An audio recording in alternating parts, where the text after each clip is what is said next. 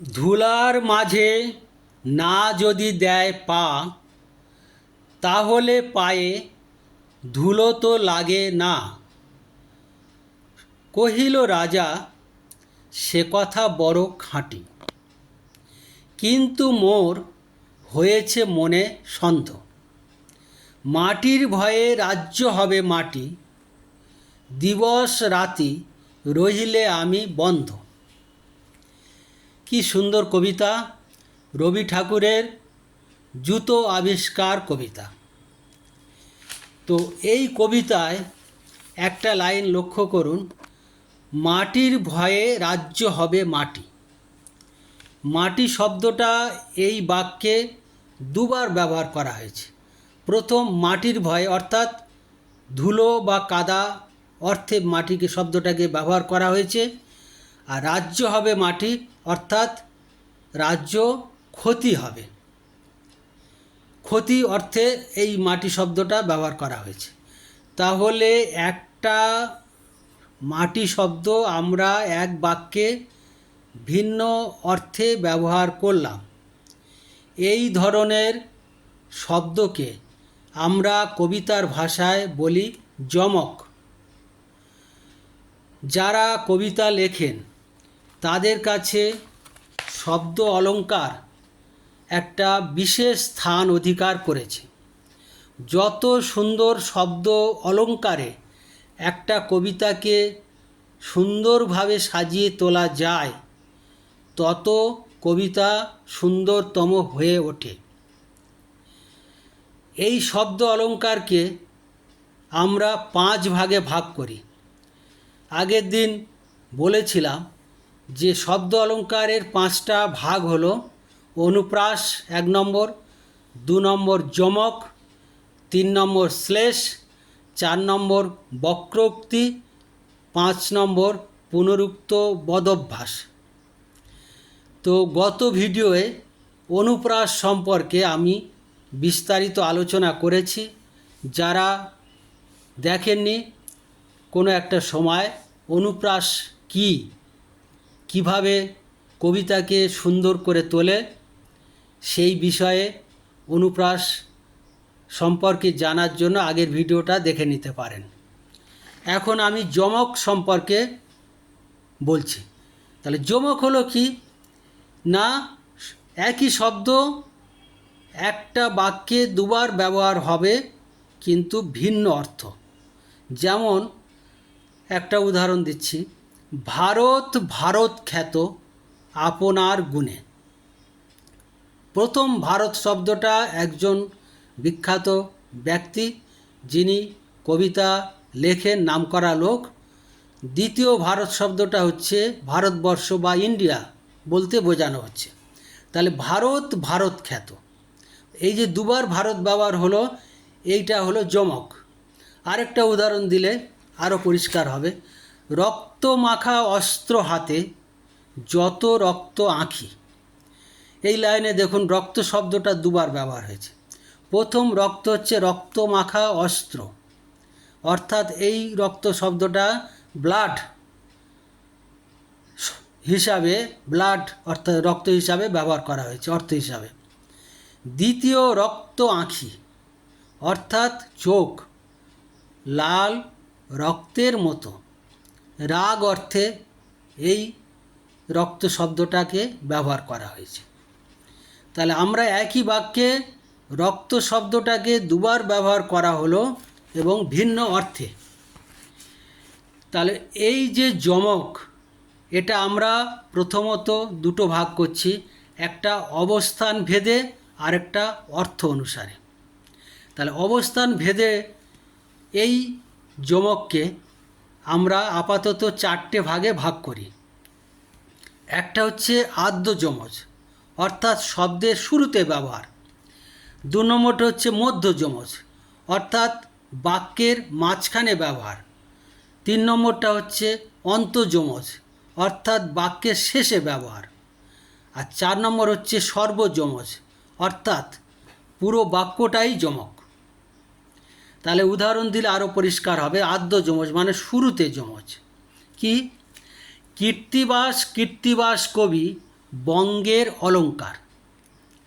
তাহলে কৃত্তিবাস দুবার ব্যবহার হলো শুরুতে।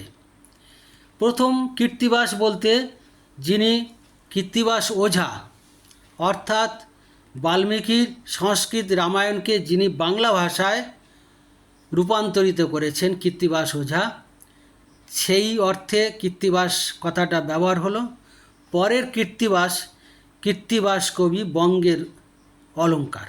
পরের কৃত্তিবাস শব্দ অর্থাৎ কীর্তিমান, অর্থাৎ যশ খ্যাতি যিনি অর্জন করেছেন, এই অর্থে ব্যবহার হলো। তাহলে কৃত্তিবাস, কৃত্তিবাস কবি বঙ্গের অলঙ্কার, একটা শব্দ দুবার ব্যবহার হয়েছে দুটি অর্থে। আরেকটা উদাহরণ দিচ্ছি, আনা দরে আনা যায় কত আনারস। প্রথম আনা দরে অর্থাৎ 4 আনা 5 আনা, সেই আনা শব্দটা আমরা আগে ব্যবহার করতাম ছোটোবেলায়, সেই হিসাবে একটা পয়সার অংশ বিশেষ হিসাবে আনা শব্দটা ব্যবহার করা হয়েছে। আর দ্বিতীয় আনা যায় অর্থাৎ ভার্ব বা ক্রিয়াপদ হিসাবে ব্যবহার করা হয়েছে। আনা দরে আনা যায় কত আনারস। তাহলে আদ্য যমজ হলো শব্দের শুরুতে যমজ গেল। এবার শব্দের মাঝখানে যমজের উদাহরণ দিচ্ছি। যেমন নামজাদা লেখকের বই বাজারে কাটে, কাটে বেশি পোকায়। তাহলে কাটে শব্দটা দুবার ব্যবহার হলো। নামজাদা লেখকের বই বাজারে কাটে, অর্থাৎ এই কাটে অর্থাৎ বিক্রি হয় বেশি, বাজারে বিক্রি হয় বেশি। আর কাটে বেশি পোকায়, অর্থাৎ এই কাটে শব্দটা হচ্ছে পোকায় কাটা অর্থে ব্যবহার হলো। অর্থাৎ যিনি নামজাদা লেখক, তার বই বাজারে বেশি বিক্রি হয় এবং বেশি পোকায়ও কাটে, কারণ তিনি তো একসাথে হাজার হাজার বই একসাথে ছাপান, ফলে বিক্রি বেশি হয় কিন্তু কিছু কিছু বই পোকায় কেটে দেয়। এই হিসাবে মানে এই বাক্যটা বলা হচ্ছে। তো আরেকটা উদাহরণ দিই, যেমন এখন মিলিছে তারা তারার সনে। এখন মিলিছে তারা, এই শব্দটা, এই তারাটা তয়াকার আগে তারার হতে দে, দে শব্দ মানে তাহারা, মানে সর্বনাম হিসাবে ব্যবহার হচ্ছে। আর তারার সনে, তারা হচ্ছে বানর রাজা বালির স্ত্রী, তার নাম তারা, এই নাম হিসাবে ব্যবহার করা হলো। আর এবার যাই অন্তযমজ। অন্তযমজটা কি, মানে বাক্যের শেষে যদি যমজ দেখতে পাই তাকে অন্তযমজ বলছি। যেমন দুহিতা আনিয়া যদি না দেহ, নিশ্চয় আমি ত্যাজিব এ দেহ। তাহলে প্রথম দেহ অর্থাৎ দাও, দাও হিসাবে এই দয়কার হ দেহ শব্দটা ব্যবহার করা হয়েছে। আর পরে দেহ দয়কার হ একই বানান, কিন্তু এটা শরীর, আমি ত্যাজিব দেহ মানে শরীর ত্যাগ করব, এই অর্থে ব্যবহার হয়েছে। তাহলে শব্দের অন্তে ব্যবহার হয়েছে, তাই এটা অন্তযমজ। আরেকটা উদাহরণ দিচ্ছি, ওরে ও দারুণ বিধি তোরে দারুণ বিধি। তাহলে প্রথম বিধিটা বিধাতা অর্থে, বানান এক। দ্বিতীয় বিধি অর্থাৎ নিয়ম, আইন অর্থে ব্যবহার করা হয়েছে। এবারে আসি সর্বযমজ, অর্থাৎ পুরো বাক্যটাই যমজ। কীরকম, যেমন কান্তার আমোদপূর্ণ কান্ত সহকারে, দ্বিতীয় বাক্যটা ওই একই বানান একই সব, কান্তার আমোদপূর্ণ কান্ত সহকারে।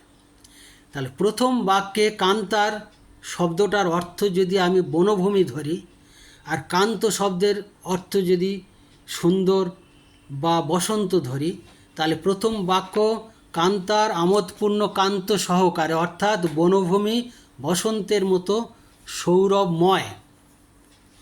আর একই বানান একই শব্দ, কান্তার শব্দটাকে যদি আমি দহিতা বা কন্যা ধরি, আর কান্ত শব্দটা যদি স্বামী হিসাবে ধরি, তাহলে ওই কান্তার আমোদপূর্ণ কান্ত সহকারে এই শব্দটার অর্থ দাঁড়ায় মেয়েটি তার স্বামীর সঙ্গে আনন্দে আছে। দেখুন কত মানে অর্থটা পুরো টোটাল পাল্টে গেল, পুরো অর্থটাই পাল্টে গেল।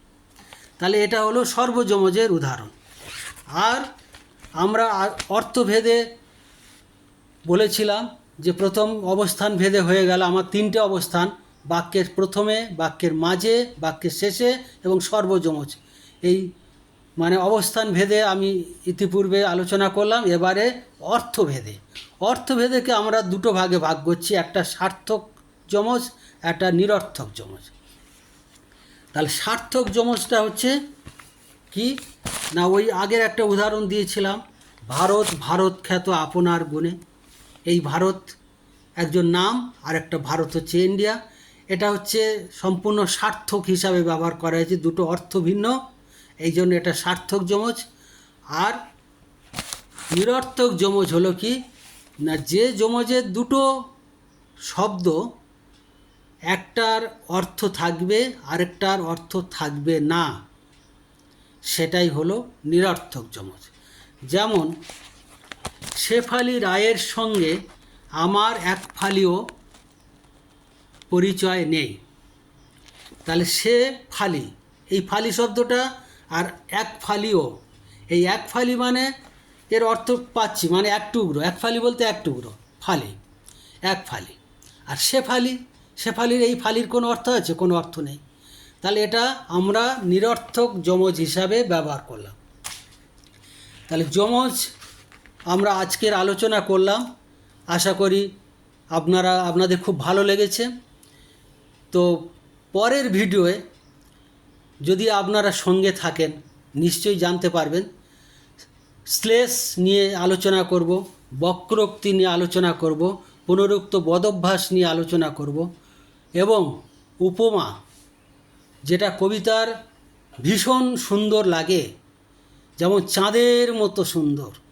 এই যে উপমা দিয়ে আমরা যে কবিতাগুলো লিখি, এই উপমা একটা বিশাল মানে প্রয়োজন, কবিতার ক্ষেত্রে একটা বিরাট ভূমিকা।